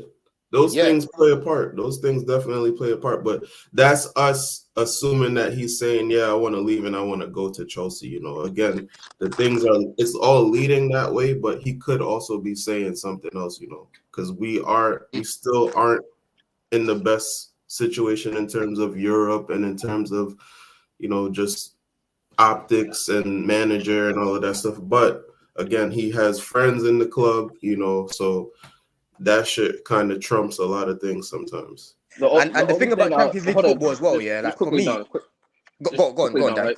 The only thing I would say to what you said is, if this is the guy, then let this be the guy, right? It shouldn't be, let's get him, then if we need another striker in a year or two or whatever, because you're going to spend big money on this guy. It's going to be at least 80, 90 million for City to let him go, right? Make that decision based on that. And, if he's the right fit, like he should be the right fit for the club, even if Enzo is not here. I'm not talking about Enzo Maresca. I'm talking about Fernandez, right? Like if your friends aren't here, if the manager's not here, you should still be a good striker for the club and still work for the club.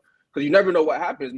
Maresca could get fired in a fucking year. You know what I mean? Like, so that's how I'm thinking about it. Is how is your overall fit? Because in my opinion, I think he's a very, very similar player to Nkunku, right? And I think Nkunku is better than him. That's just my opinion.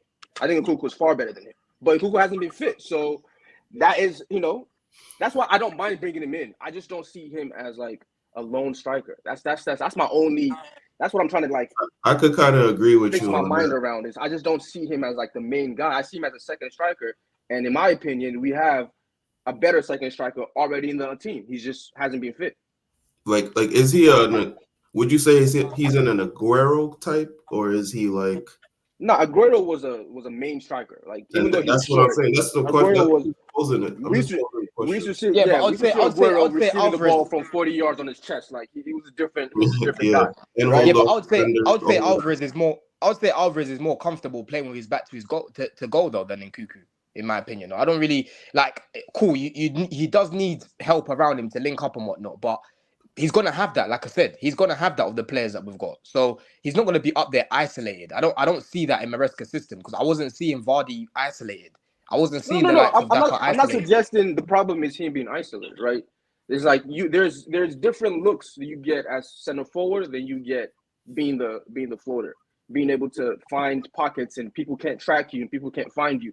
Rather than it's like, yo, you got to stay up there and figure it out, right? It's a little bit different in that sense. That I haven't seen from him in like the Premier League, and I'm like, I like his talent. I think he's a fantastic player, so bring him in. But I just think we have to be honest about what we think the fit is going to be or how we think it's going to work, because we've never really seen him do that in the Premier League yet. He's always played with a guy like Haaland, always, right? So Haaland requires your center backs to watch him all the time. You know what I mean? You have to watch Haaland. So when you're watching Haaland, I'm ghosting in. You can't track my movements. But when you're the guy that I'm watching 100% now, it might be a little different. You know what I mean? Yeah, but Dan, the one thing about Haaland though is that you know where he's going to be, right? So you do have to watch him as a center back, but you know exactly where he's going to be. But what I mean is that you can't leave him, right? You might know where he's going to be, but you have to be on him at all times. Otherwise, he's going to do something crazy. So I agree. But let me ask you a question, Dan. Yeah, let me ask you a question, Dan. If you had to pick between the two, so between Sesko and Alvarez, Who do you see getting marked out of more games? Sesko. And why is that? I mean, he's just a lot more raw. Just the He's a movement. lot more raw. He's a lot more raw, and he's more dependent on obviously the rest of his team to feed him. Yeah, and that's where the biggest difference, right? But also he's also a lot more used to having two center backs on him at all times because he's been in that role for a long time. So he's used to that. He's used to getting kicked around, pushed around, being the focal point. You know, not touching the ball for so long and not getting mad about it, right? There's different things that you have to do at center forward where, listen, we're playing Enzo and Caicedo are touching the ball, Palmer's touching it, blah, blah, blah. You might not touch it. You might have to just stand there for, 2 whole minutes and not touch the ball. Yeah, Can you do that, Dan, right? that's where his versatility comes into play, though, right? Is that now you can, if you do feel like he's stagnant in the middle, now you can do different things with him to get him on the ball. You can link with him, you can drop him deeper, you can put him wide, you can do a lot of things with him that you couldn't do with, say, maybe a Sesko or a Holland type. Like there's ways you can get him involved in the game because of his versatility and his abilities to do different things. If we're playing against a low block, though, and obviously Alvarez is used to playing against that, but there's still going to be times where the low block is kind of conquering what we're doing. And what are we going to do? We're going to bring in Jackson. It's the same type of player. Like that's my thing is we need something else. We need a different type of option because if the Alvarez thing isn't working in a specific 90, we can't bring on the same type of player. That's where I think, Jem, just a quick one. That's where I think, Jackson off the bench coming on for an Alvarez against tired legs in a low block, for example, I think will be good, bro. Because Jackson's is a headache. Look what he did against Saliba and Gabriel. He don't also have to come off the bench to play. He could play Jackson off the left if Nkunku and play Jackson. But in game, Jackson might be the furthest player forward still. But that's not addressing my issue. My thing is that I don't want Jackson further players forward at all. You missed. Did you want Alvarez or not? I was trying to understand quickly because I wasn't here. Did you want Alvarez or not? Do I want him?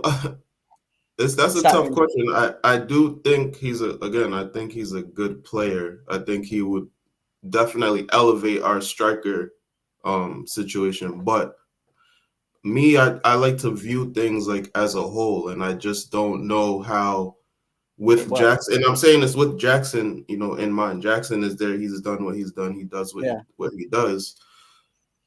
If that type of play style isn't working because it's kind of similar to what Alvarez is bringing, other than the finishing is what separates it, and that could change the whole conversation, But I still think just as a team, we need a different type of striker. Okay, so you want more? You're saying maybe more like a Sesko type, someone that will do a bit more, something like that. Aerially hold the ball well, invite people on, players can run off him. He can then also be a presence in the box and maybe take, if he's on the end of things, pull it in the back of the net sort of thing. Now, this is the thing. I'm not sold on Alvarez, by the way. I'm going to be quite honest with you. I'm not fully sold on it. But what I keep saying is I want the manager to make the right decision based on his profile of what he needs to play in his system. It has to get it spot on.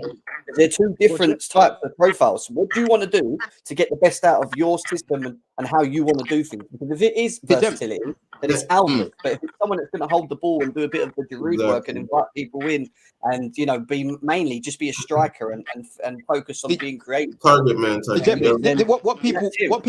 What people tend to do these days, because we're linked to Alvarez, they'll try and slander him as if he's a bad player to try and raise up Sesko because they want Sesko.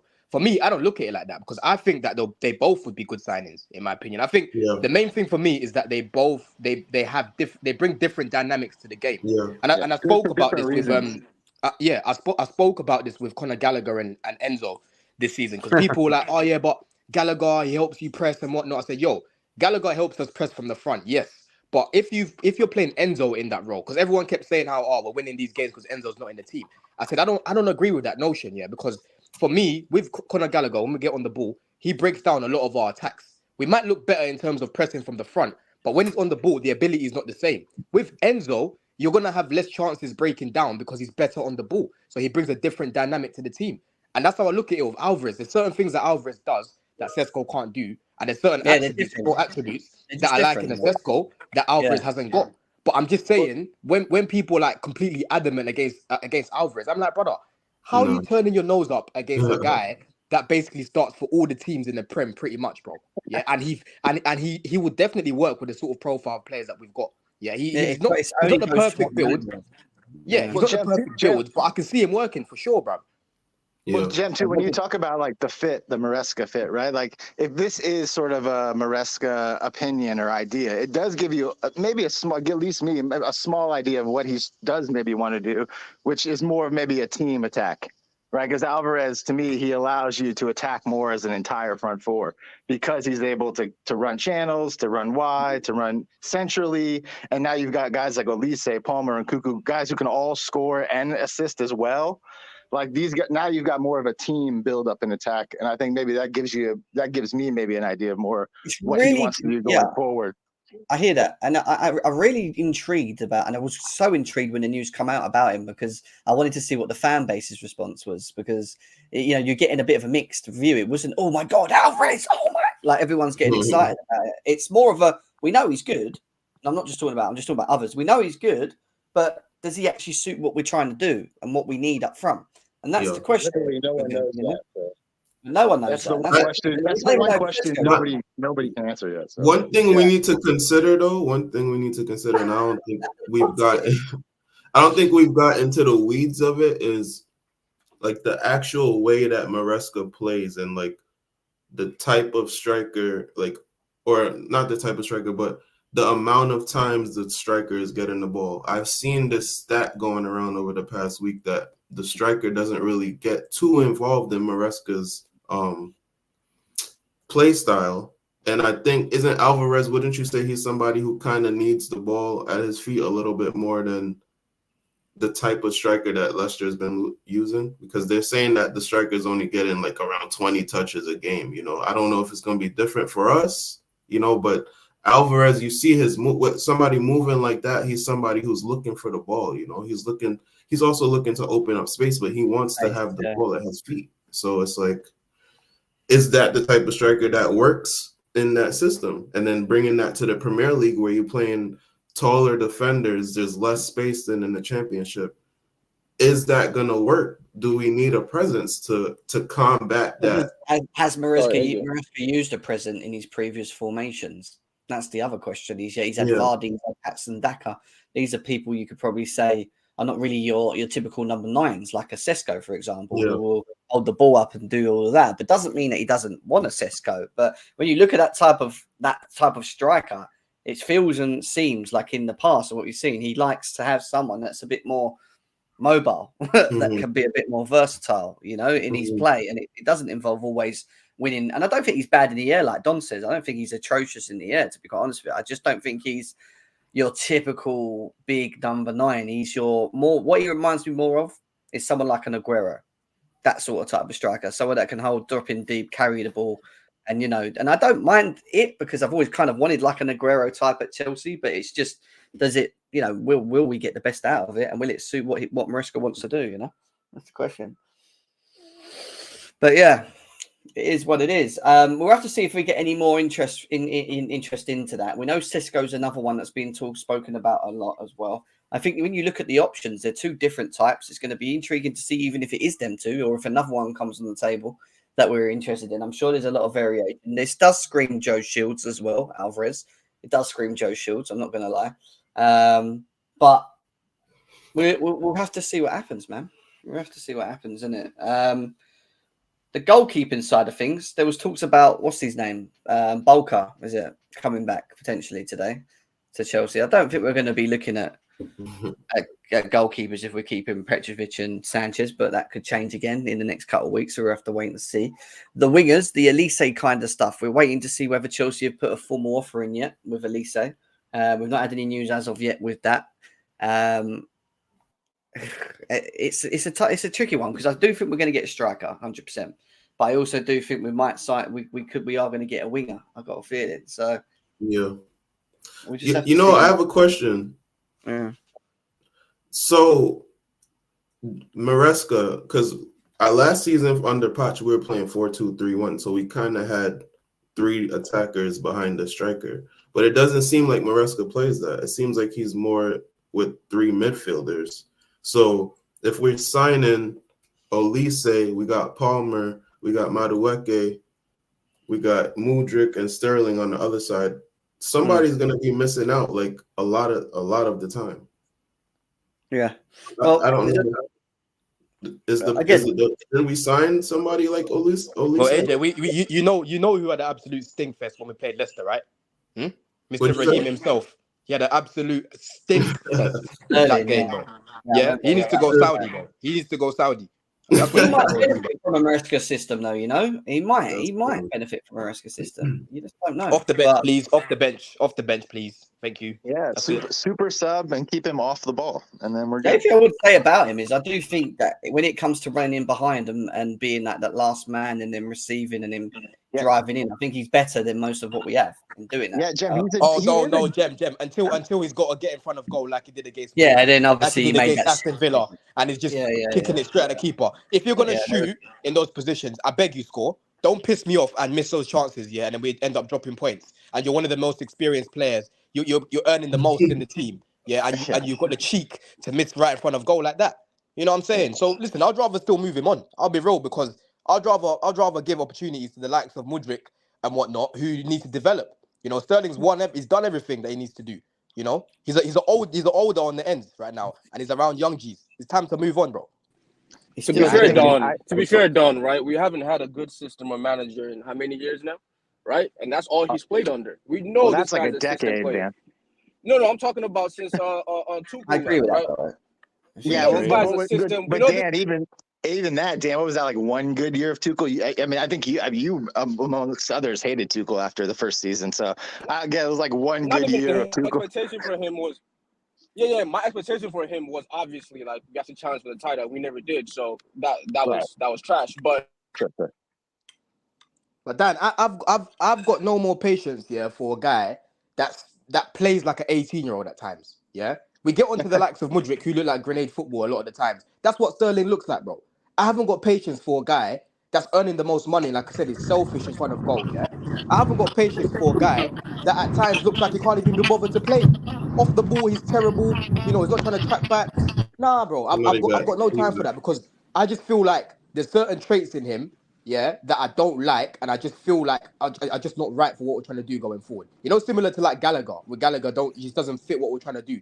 I don't look at Sterling and think, I want to prioritize him. I'd rather give the minutes to someone else off the bench. Yeah. I think Sterling can do a job off the bench, but I'd rather give those minutes to someone else in the same breath, if that makes sense.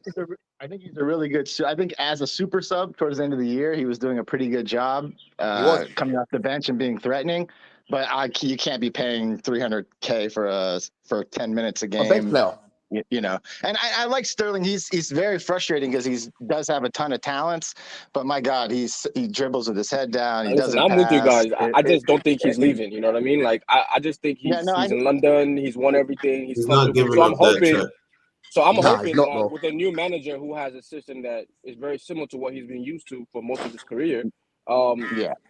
It'll get something a little bit better from him. Like it'll get I agree. More, like if he's on the end of like we play firecracker football right now, right? To be fair. Right now we play firecracker football, which is like we did play firecracker football, which is get to the front as quickly as possible, get it to the wingers as quickly as possible, and see what happens. You know, he did a lot of bozo shit. Let's be honest, a lot of bozo things. Hopefully that changes when the system's a little bit slower, a little more what he's used to, and all he has to worry about is that back cut finish. Yes, that's it. He has got a knack though for me to always like when we need a goal, we just turn up and bang one, and then we're back in the like. I remember the game at Omer, he come on and just buried one into the. He likes cutting inside and then just turn it into the top corner. Like he's got that way of like where he can just do that though. You know, that's the thing. This is the thing, Jem. Like, I agree with everything Dan said. He's still not a starter for me, though. And so in that scenario, that's a lot of money for a bench guy. And if you can find, if he is willing, if there's an option at some point, I do think you have to try to. But, I mean, I agree with everything you said, but he doesn't start for me over in Cuckoo if Nkuku's healthy. Like, so like you're paying so much money for maybe 10 minutes of a sub appearance, and the occasional Then it cup goes start. back, then it goes back to competition in the squad, and I'm like, I want squad depth. So it's like, Right. if No, some of I these, agree. I agree with that too. some of these People guys pushing want, people is always good for the yeah, we don't squad. want to I always just agree. keep getting rid, and then because we buy one, it just keep the same level of numbers. If we've got additional quality available, remember we've got these crap competitions to play in as well. Probably next season, they just play them in that. Let them start them games and just fucking score. I don't know. Do you know what I mean? Like, just utilize your squad a bit more and use rotation, and don't try and look after your injury side of things. Reece James, Gusto, Enzo, whoever it is that and Kunku, these guys that struggle with injuries, Lavia, if they're going to come back in, like, utilize your squad. So by utilizing your squad, if it means keeping like a couple of players and maybe it looks like we're semi-packed there, just do it. Especially now we're going to be playing more games this season than we did last. You know what I mean? I will I say agree. it's been ridiculously refreshing to see guys like Glavia and Fofana in their off seasons this year, like putting in work. These guys are working their asses off right now, both of those guys. And they're not like out on a boat with their legs up. They're both grinding right now to get healthy and get fit for the season. So I appreciate that from both those guys.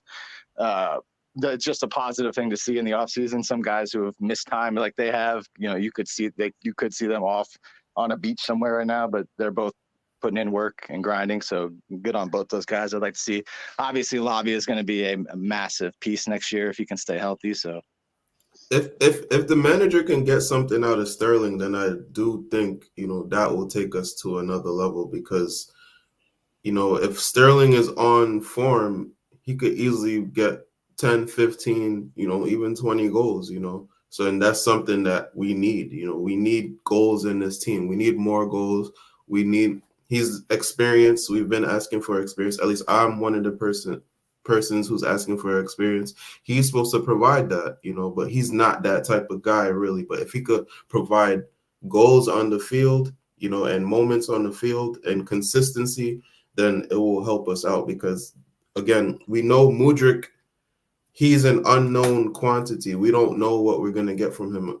Again, he's working on his game this summer. I've seen a couple clips, so we'll see what he comes back with. But that left wing is still not sure. We have Cole Palmer on the right, Madueke on the right, and we're looking at Elise, who plays in the center on the right. So the left side is still not sure. We don't know what's going to happen on that left side. And one of those right wingers might end up playing on the left side. Don't be surprised if you see that. Left competing with Jackson. No, at least he's built for the left competing with Jackson. No, off the right, bro. Off the right, G. The combo starts. Off the right, G. At least they will come in to compete with Madueke. Jackson will give you versatility because he can come in if Nkunku's not fit to play on the left. Mudryk will be there. You got up front, you're going to have Jackson and whoever. There's got to be another one, so they're going to be rotated. And then you look at the middle. Palmer can play across that area as well. Anywhere, right, middle, wherever you really want him to play, he's effective. Like the one thing I would say, we've got a lot of versatility, man. Just a lot of versatility. Like we seem to have a lot of options, like for covering spaces and being able to implement. But it's just going to be interesting because I really just want to see the first game of Chelsea under Maresca. I'm looking forward to it. I just want to see what he's going to how he's going to set us up and what he's going to try and get us to do and how we're going to play in that. That's what we really need. But at the same time, the one of the things I read on Twitter as well is that we want to make sure that whoever we're going to bring in, we want to do our job early. We're not going to be leaving things last minute. Apparently, they want to have a squad ready for pre-season so that when he's ready to have his pre-season and go on, the squad is available and ready. So let's see whether we get some early signings in the door and signatures to do that. But the Euros is also a factor as well on Copa America, because that goes on for a month going into the midst of July it will finish. So depending on how far they get, and then they've got to have a break as well because they wouldn't have had a break, which is going to be another 2 weeks. So they're probably not going to be coming back till August, which means they're probably going to miss parts of pre-season before. And then we start. What do we have? 5 players in the Euros or 4 players in the Euros? You got Palmer and Gallagher, which you can count Gallagher if you want or not, but you got Mudryk and then I guess Cucurella. It's Cucurella. And then there's one other. There's one more. Enzo and Caicedo are in the Copa. Enzo Caicedo in the Copa America, yeah. So everybody else, I believe, is going to be good to go because. Okay. Chile didn't make the roster, did he? No, chilling. I said chilling. They're all chilling on chilling. holidays and that. Oh. Yeah. So that means, Petrovic. Petrovic is there as well, is it? Yeah. So, and then you've got Yeah, Elise. but If you sign someone like Sanchez will still be Elise, there. Yeah. Elise is but he's doing the French? Is he doing the Olympics for them? I don't even know. That's a good question. I don't actually know. I think Elise is doing the Olympics for France, but we basically blocked all of our guys from the Olympics, so that's another positive for us as well. I mean, most of these guys should be fit.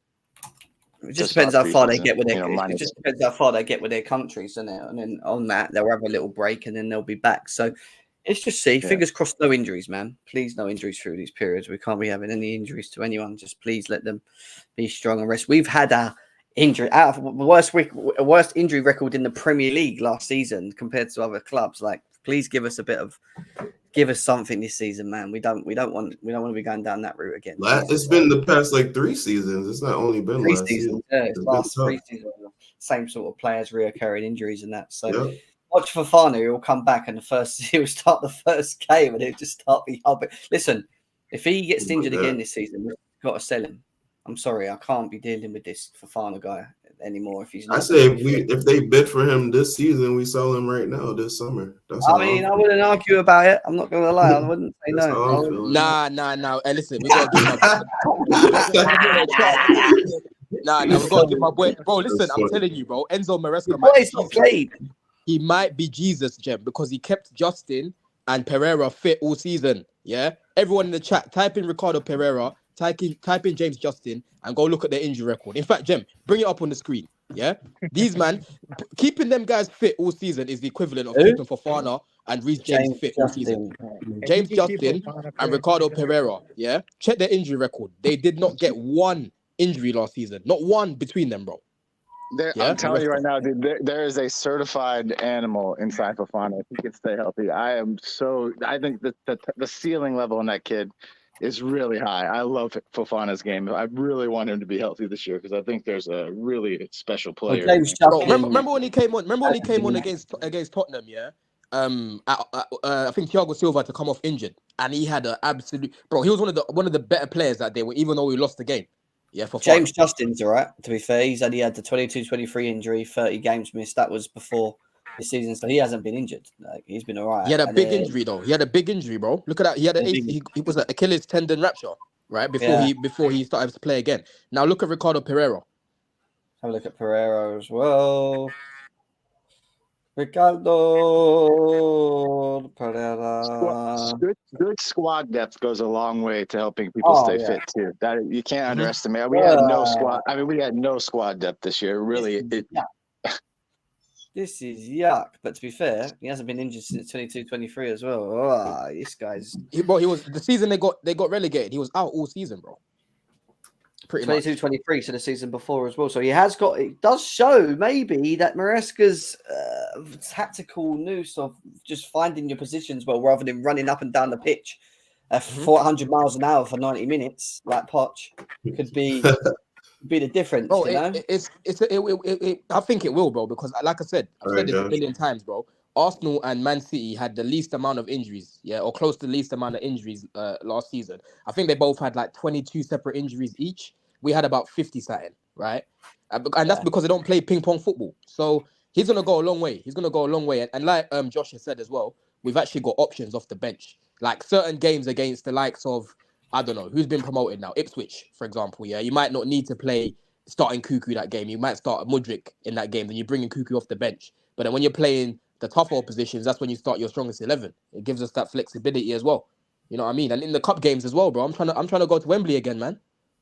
Yeah, well, we need to win something, man. The ops is trolling us now. We're gonna win the Premier League before Arsenal. Trolling us, man. Can you imagine if we win the Premier League before Arsenal, though? After all this trying, and we come in like, sit down, we're here now. That would be lovely. Lovely. Bro, that would be amazing. We already have one trophy, Conference League. We have to win that, so you know. That's pisses me off though, man, because we could have fucking won the Carabao Cup. Liverpool could have left with nothing basically, and then we could have left with something, and then Arsenal finished with nothing again. You know what I mean? Yeah. Guys, big up to every single one of you. 375 people all the way through today. Nearly 400 people in the building. Make sure you go and follow Don, guys. He's going live at 4 o'clock now, 5 o'clock. Oh, no, bro. I'm too busy with work. I think I'll probably have to go live. He's not live, guys, but he might be live. But follow his channel there, Don CFC. Go and check him out on YouTube. Yep. Follow AJ on TikTok, man. That's AJ's TikTok is good as well. Go and check him out on NYC Chelsea Blues, guys. Go and see that as well. And we will be back with any news breaks. We'll be back. Elise, Alvarez, Sesko, you name it. We will be there, guys. We will be there. It's been a good show, good chat. Take care of yourselves. If I don't see you, enjoy your weekends. And we'll see you guys soon. Let's go. Love.